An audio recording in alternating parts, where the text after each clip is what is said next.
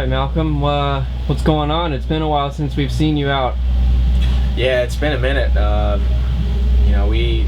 feel like especially the last 2 weeks is definitely nobody's had any sleep for sure to get this for us to be here today. It's a dream come true for me, and I can't thank Ride 365 for those guys who are stepping up and giving me transportation and it's a lot of work to do this, and I didn't realize how much work it is until you're sitting back and you're waiting on phone calls and trying to make this deal happen and this. So it's cool, but I'm just glad I can be racing out here with the boys. I missed the first 2 rounds, which definitely sucked for sure, but I didn't want to miss any more rounds, and like I said, everybody pushed to get here, and we was not ready, honestly. We wasn't, but everything was so last minute, and here we are. Yeah, you guys pulled it off. You're here. Does it feel a little surreal to be back? Yeah, no, it feels good to be back. Obviously when I was at watching the race at Anaheim 1, I was just sitting here like, man, I'm looking at a stock motorcycle, what I mean? I'm like, yeah, we ain't going to racing. So like I said, the fact that how much stuff we got done in the last 2 weeks to show up at Anaheim 2 is crazy. It's crazy. And there's a lot of stuff that happened in the works, but we made it happen. Cool. Did talking about all the work that you had to do to kind of get this thing dialed in at such late notice, did it ever get in the way of riding? Yeah, there's some days I couldn't ride.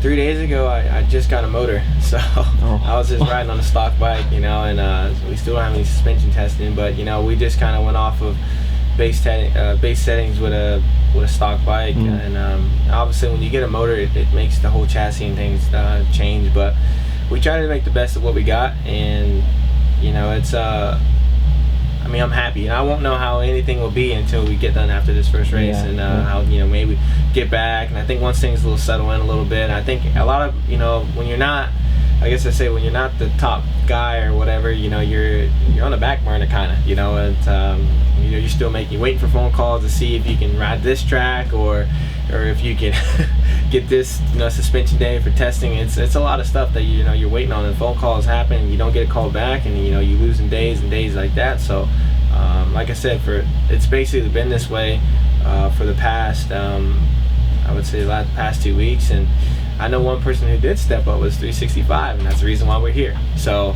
I can't be happier with that, and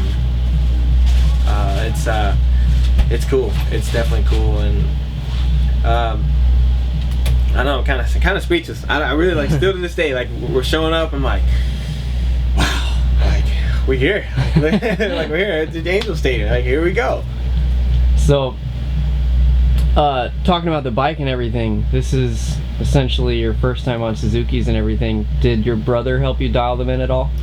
Yeah, he gave me some pointers of stuff to help, but you also got to think about, he was factory Suzuki, so the little things, I'm like, hey bud, my bike is doing this, and he's like, well, it's stock, what do you expect? So he definitely gave me some things that definitely could help, and some ideas and things like that, and it helped out a lot.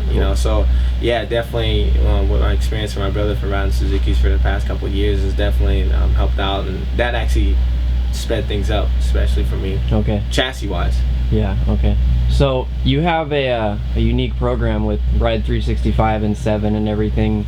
All of that's kind of got you out here today racing. Can you talk about how those 2 companies have helped you get here at all?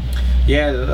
Well, Ride 365 stepped up. I would say that Roger Larson was talking to them around December time and things like that, and there were still a couple of issues that we were trying to figure out, and I think everything really just really hit right after New Year's, and that's when we realized we were gonna get a rig, and so that took care of it. So that was like, all right, that's a big huge weight off our shoulders and things like that, and then now we were just trying to focus on bikes and stuff like that, and once we got that kind of handled, like I said, we just got a motor through 3 days ago.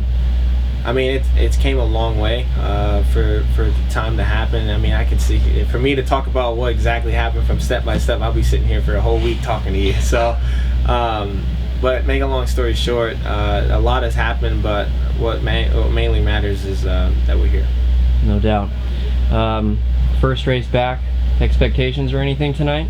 My expectations, I won't know until I get till after tonight. So why don't you come around and ask me how it was tonight? But obviously, I'm expecting to shoot for a top 10 for sure. But also too, I don't want to, go in, shooting for this goal and then next, I don't get it and I can just blow it. Whatever. If we shoot for 10, we get 10th, we get 9th, we get 5th, we get 3rd. Who cares? Like, we're just gonna keep working and. That's the goal. Is it's not about one race. It's about trying to get as many points as I can, back, and it's a long series. It's the longest series I ever did. So obviously it's gonna be a lot of bar banging and things like that. So I'm excited, and then plus it's get through this weekend, get my bike better. Once the team and everybody gets established in, and hopefully we'll figure it out. Cool. So. One more. How late of a start did you get on dialing in the entire program? Well, like I said, it was first race. It was Anaheim 1. I was sitting there looking at a bone stock Suzuki. So this is tonight would actually be my 12th time actually riding the motorcycle. Okay. So that goes to show you how late I am. I don't have any time on it as much.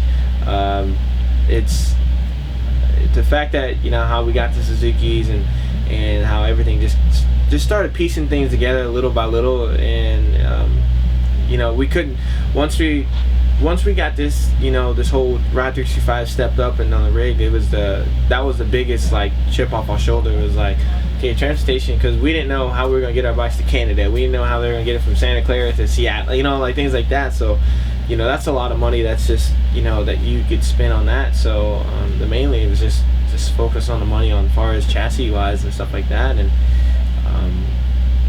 it's like I said, it's cool.